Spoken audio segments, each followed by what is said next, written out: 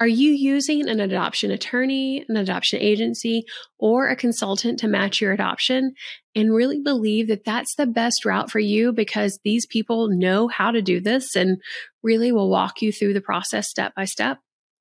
If you are, my friend, I want you to pay close attention in today's video because today I'm going to be sharing with you the 3 most common mistakes that I see hopeful adoptive families make when they are matching their adoption through an adoption agency, an adoption attorney, or a consultant. And it all starts and ends with their adoption profile. I'm sure you're shocked to hear me say that, but that's where we're going to be unpacking today so that I can help you save yourself time and money in your adoption journey.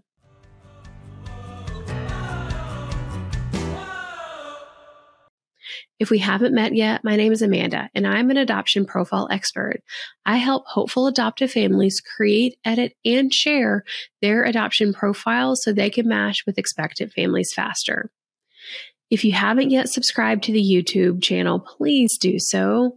All you have to do is click the little button that says subscribe, ring the little bell icon, and it's going to notify you each and every time we release a new video. All right, friend. So I know you've chosen or maybe are still considering matching your adoption through a paid professional that's going to go out and help you find expectant parents to match you with. And in doing so, you're probably making the assumption that these particular adoption professionals are going to, do exactly that they're going to go help you find someone to match with. And what I want you to hear me say is that you need to be the driver of your adoption journey. And it doesn't matter if you're working with someone, if you have someone that you bring on just to help you work on your profile or to share your profile or things of that nature, you're still the driver of your adoption journey. And when I work with one-to-one clients that have been waiting with an adoption agency for a long time, there are some common mistakes that I'm really seeing coming up. And so that's the reason why I wanted to share this with you. I have a rule inside my world, and it's if I see a mistake happen or a question come up more than a couple of times, and that's an area that I really need to do some training on for you guys to help you understand really what to be doing and avoiding so that you can save yourself time and money in your adoption journey. Okay. So the very biggest mistake at a macro level that I see a lot from hopeful adoptive families is that they put their adoption profile into the hands of people that are matching experts or that are experts at really facilitating adoptions like agencies or, attorneys and things like that, but that aren't really profile experts. They don't really understand the messaging that needs to be shared and in what sequential order that it needs to be shared with expectant parents so that they can make sure that they're giving you the best possible opportunity at matching. You see, an adoption profile is a piece or a part of their process. It is not their zone of genius or zone of focus like it is for those others of us in this industry.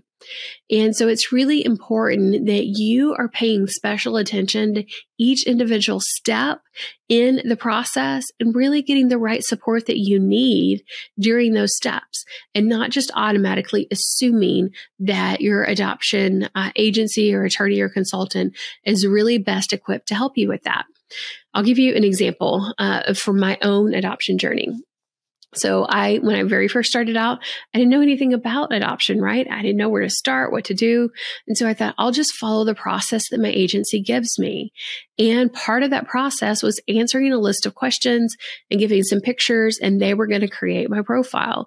And so that's exactly what I did. I literally remember sitting down and over the course of, an hour or so, writing out all of my answers, picking out a few pictures, and sending it off and calling it good. And I was really anticipating that they were going to then edit that information before they put it into my profile. They didn't. They took it, grammatical errors and misspellings and all, I'm ashamed to say, directly into that first round of the profile. When I got it back, I was pretty pissed. I'm going to be real honest. I was like, what in the world? And that was for me when I realized that this was a step in their process. And that quite honestly, that I was just another person to them. It wasn't as important to them as it was to me. And so if I wasn't willing to, take the time to slow down and get it right, then they weren't going to slow me down. They were just going to take it on and push me to the next step in their process. And so that's why I really fundamentally believe that you need to really take each step as it comes in your own time. And you need to get the right profile expertise to help you when it comes to your adoption profile. So let me give you the 3 most common mistakes that I see from hopeful adoptive families in their adoption profile when they are working with an adoption agency, an adoption attorney, or a consultant. The first, learn from my example. People treat their profile as a list of questions, as a step in the process, rather than actually one of the most critical elements of the entire adoption journey.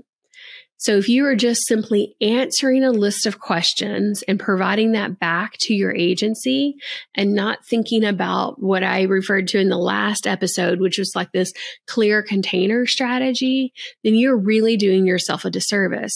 Your agency is not going to come back in and organize and containerize and make sure that you're getting the right level of depth of information when you're just providing answers to a list of questions. Which leads me to problem number 2 is that most hopeful adoptive families don't understand the journey that the expectant parent is taking when it comes to engaging with your content. So you might have heard me talk about this idea of where do they come to first and in what context are they in when they're in looking at that profile element. So in the case of most adoption agencies, attorneys, and consultants, the very first thing is they're going to get a list of families to learn more about, or they're going to be provided a website to go and make their own list from. And so in either one of those paths, they're getting just a little bit of bite-sized information about you before they choose whether or not they're interested to learn a little bit more about you. So making sure that you understand what is the way that your adoption agency, attorney, or consultant are providing that information to expectant parents. And so the very direct question to ask them is, what are expectant parents shown first from a hopeful adoptive parent profile perspective? Do you send them a list of names and a bio about us? Do you send them a link to your website with, 10 families picked out? Do you let them pick out their own families? What is that very first place that they are going to? The second question I would then ask them is, now that they've gone to that place, what information do you think they're expecting to see there? Are they expecting to see my full profile and everything about me? Or are they expecting to see little bite-sized information about me? Do they just want to know where our family lives and a little bit about our backgrounds and our demographic information and things of that nature? So not understanding the journey that the expectant parent is going to go through and what level and depth of information that you need to be sharing in that moment is mistake number 2. Okay, so before we move on to mistake number 3, I want to encourage you to grab your seat to an upcoming training that I have focused around how to create a high quality adoption profile that matches fast. The training is completely free, and as an extra special bonus, you'll be able to ask any questions that you have for me around your adoption profile. If you want me to look at something, give you advice on something, or just help you get started, I'm there to help you. So you can grab your seat by heading on over to myadoptioncoach.com/profile training, or you can just click the link in the show notes below. Okay, so now let's move on to the last mistake, mistake number 3, that I see hopeful adoptive parents make when they're using a third-party matching service, and that's really not sharing their profile enough. Now, I know that may seem a little strange, like, wait a minute, sharing your profile enough, isn't it their job to share your profile whenever you're matching with an adoption agency, attorney, or consultant? Yes, it technically is, and you are paying them to do that. So like I said earlier, no one's going to have the same level of passion when it comes to sharing your adoption profile like you will. It is literally your job to do that. Now, if you're working with this third-party agency, it's not as much of your job to do that as if you are self-matching, but it is still your job to make sure that the agency is doing its job and that you are looking for opportunities to do that yourself as well.